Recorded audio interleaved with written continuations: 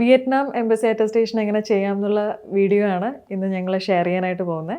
അപ്പോൾ വിയറ്റ്നാമിലോട്ട് migration plan ചെയ്യുന്ന ഒരുപാട് പേരുണ്ട്. ഓക്കെ, അതൊക്കെ കുറച്ച് ഈ റെയർ ആയിട്ടുള്ള മൈഗ്രേഷൻ ആണെങ്കിൽ പോലും ധാരാളം പേര് പോകുന്നുണ്ട്. അപ്പോൾ അങ്ങോട്ടേക്ക് പോകാനായിട്ട് നിങ്ങൾ എങ്ങനെ എംബസി അറ്റസ്റ്റേഷൻ ചെയ്യണം, അതുപോലെ തന്നെ അതിൻ്റെ മറ്റു പേപ്പർ വർക്ക്സ് കാര്യങ്ങളൊക്കെ എത്രത്തോളമാണ്, എങ്ങനെ ഡോക്യുമെൻറ്റ്സ് ഒക്കെ എങ്ങനെ സബ്മിറ്റ് ചെയ്യണം, ഇങ്ങനെയുള്ള എല്ലാ കാര്യങ്ങളാണ് ഇന്നത്തെ വീഡിയോയിൽ നമ്മൾ പറയുന്നത്. അപ്പോൾ നിങ്ങളുടെ ഫ്രണ്ട്സും ഒക്കെ ഇങ്ങനെ മൈഗ്രേഷൻ പ്ലാൻ ചെയ്യുന്നുണ്ടെങ്കിൽ ഈ വീഡിയോ നിങ്ങൾ ഷെയർ ചെയ്ത് കൊടുക്കുക. അപ്പോൾ നമുക്ക് സ്റ്റാർട്ട് ചെയ്യാം. 3 ടൈപ്പ് ഡോക്യുമെൻറ്റ്സ് ആണ് വരുന്നത്. ഒന്ന് എഡ്യൂക്കേഷൻ ഡോക്യുമെൻറ്റ്സ്, ഒന്ന് നോൺ എഡ്യൂക്കേഷൻ, പിന്നെ കൊമേഴ്ഷ്യൽ ഡോക്യുമെൻറ്റ്സ്. എഡ്യൂക്കേഷൻ ഡോക്യുമെൻറ്റ്സ് എന്ന് പറയുമ്പോൾ നമ്മുടെ degree certificate, SLC, +2, diploma, ITI, PG, MSc അങ്ങനെയുള്ള എഡ്യൂക്കേഷൻ വരുന്ന എല്ലാ ഡോക്യുമെൻറ്റ്സും എഡ്യൂക്കേഷൻ അണ്ടറിലാണ് വരുന്നത്. നോൺ എഡ്യൂക്കേഷൻ എന്ന് പറയുമ്പോൾ നമ്മുടെ birth, marriage, death, experience, TC, medical certificate, PCC എല്ലാം വരും ആ കാറ്റഗറിയിൽ. പിന്നെ കൊമേഴ്ഷ്യൽ ഡോക്യുമെൻറ്റ്സ് ആണ്. കൊമേഴ്ഷ്യലും ബിസിനസ് റിലേറ്റഡ് ആയിട്ടുള്ള ഡോക്യുമെൻറ്റ്സ് എല്ലാം കൊമേഴ്ഷ്യൽ അണ്ടറിലാണ് വരുന്നത്. അതെ. അപ്പോൾ എഡ്യൂക്കേഷണൽ ഡോക്യുമെൻറ്റ്സ് ആകുമ്പോൾ ആദ്യം നമ്മൾ ചെയ്യേണ്ടത് ഒന്നുകിൽ നമുക്ക് HRD ചെയ്ത് MA ചെയ്തിട്ട് വിയറ്റ്നാം എംബസി ചെയ്യാം, അല്ലെങ്കിൽ നോർക്ക അറ്റസ്റ്റേഷൻ ചെയ്യാം. നോർക്ക എന്നുള്ളത് കേരളത്തിൽ പഠിച്ചവർ ചെയ്യേണ്ട അറ്റസ്റ്റേഷൻ. HRD എന്ന് പറയുമ്പോൾ കേരളത്തിന് പുറത്ത് പഠിച്ചിട്ടുള്ളവർ ചെയ്യേണ്ട attestation. It's an authentication of documents. അപ്പോൾ അത് ചെയ്തിട്ട് നോർക്ക, MA, എംബസി എന്നുള്ള ഒരു സെക്ഷനും ചെയ്യാം.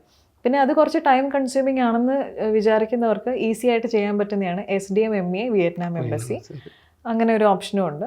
എങ്ങനെ പോലെ ഒരു 20 വർക്കിംഗ് ഡേയ്സിനുള്ളിൽ നമുക്ക് അറ്റസ്റ്റേഷൻ കഴിഞ്ഞിട്ട് ഡോക്യുമെൻറ്റ്സ് കിട്ടും. അപ്പോൾ നിങ്ങൾ സബ്മിറ്റ് ചെയ്യേണ്ടതെന്ന് പറയുമ്പോൾ ഒറിജിനൽ ആ ഒരു എഡ്യൂക്കേഷണൽ സർട്ടിഫിക്കറ്റ് പ്ലസ് നിങ്ങളുടെ പാസ്പോർട്ട് കോപ്പി, ഇത്രയും മതി. വെരി സിമ്പിളാണ് നമുക്ക് അറ്റസ്റ്റേഷൻ ചെയ്യാനായിട്ട്. ഓക്കെ, നോൺ എഡ്യൂക്കേഷണൽ ആകുമ്പോൾ എങ്ങനെയായിരിക്കും? നമ്മുടെ മാരേജ് സർട്ടിഫിക്കറ്റ് ഒക്കെ ആണെന്നുണ്ടെങ്കിൽ നമ്മുടെ ഹസ്ബൻഡിൻ്റെയും വൈഫിൻ്റെയും passport copy, marriage certificate original, birth certificate കുഞ്ഞുങ്ങളുടെ ആണെന്നുണ്ടെങ്കിൽ പാരൻസിൻ്റെ പാസ്പോർട്ടിന് കോപ്പി, ബർത്ത് സർട്ടിഫിക്കറ്റ് ഒറിജിനൽ. ഇപ്പോൾ TC ഒക്കെ ആണെന്നുണ്ടെങ്കിലും പാരൻസിൻ്റെ പാസ്പോർട്ട് കോപ്പി, ആ ഒറിജിനൽ ഡോക്യുമെൻ്റ് ആണ് സബ്മിറ്റ് ചെയ്യുന്നത്. കൊമേഴ്ഷ്യൽ ആണെന്നുണ്ടെങ്കിൽ നമുക്ക് ബിസിനസ്. കൊമേഴ്ഷ്യൽ ആണെങ്കിൽ എന്ത് കൈൻഡ് ഓഫ് ബിസിനസ് ആണോ നിങ്ങൾ ഓൺ ചെയ്യുന്നത്, പ്രോഡക്റ്റ് ബിസിനസ് ആയിരിക്കാം, സർവീസ് ബിസിനസ് ആയിരിക്കാം, so what ever it is അതിനെ ബേസ് ചെയ്തിട്ടുള്ള ഡോക്യുമെൻറ്റ്സ് സബ്മിറ്റ് ചെയ്യണം. പിന്നെ കൊമേഴ്ഷ്യൽ എപ്പോഴും നമ്മൾ മുംബൈ കോൺസുലേറ്റ് വഴിയായിരിക്കും ചെയ്യുന്നത് വിയറ്റ്നാമിൻ്റെ. അത് ചേംബർ ഓഫ് കൊമേഴ്സിൻ്റെ attestation plus MA plus consulate, അങ്ങനെയായിരിക്കും പ്രൊസീജിയർ പോകുന്നത്. അതിനൊരു ഫിക്സ്ഡ് ആയിട്ട് നമുക്കൊരു ഡ്യൂറേഷൻ എന്ന് പറയാൻ പറ്റില്ല, എന്നാലും ഒരു 1 മന്തിൽ കൂടുതലൊക്കെ ആയിരിക്കും ടൈം എടുക്കുന്നത്. അത്യാവശ്യം ഡ്യൂറേറ്റീവ് ആയിട്ടുള്ളൊരു പ്രോസസ്സാണത്. ഓക്കെ, അപ്പോൾ ഇത്രയേ ഉള്ളൂ വിയറ്റ്നാമിൻ്റെ 3 കൈൻഡ് ഓഫ് ഡോക്യുമെൻറ്റ്സ്, അതിൻ്റെ അറ്റസ്റ്റേഷൻ പ്രൊസീജിയേഴ്സ്.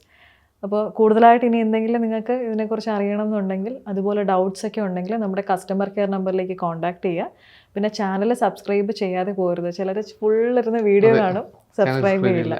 അപ്പോൾ ഫർദറായിട്ടുള്ള നമ്മുടെ വീഡിയോസ് എല്ലാം നിങ്ങൾക്ക് നോട്ടിഫിക്കേഷൻ കിട്ടണം എന്നുണ്ടെങ്കിൽ ഓൾ എന്നുള്ള ആ ഒരു ഓപ്ഷനും കൂടെ പ്രസ് ചെയ്യണം. പിന്നെ നിങ്ങളുടെ ഫ്രണ്ട്സും റിലേറ്റീവ്സൊക്കെ ഉണ്ടെങ്കിൽ, കൊളീഗ്സൊക്കെ ഉണ്ടെങ്കിൽ അവർക്കൊക്കെ ഈ വീഡിയോ ഒന്ന് നിങ്ങൾ ഷെയർ ചെയ്ത് കൊടുക്കുക. ഓക്കെ, പിന്നെ നിങ്ങളുടെ വിലപ്പെട്ട കമൻസ് നമ്മളെ അറിയിക്കണം. Okay, so thank you, by.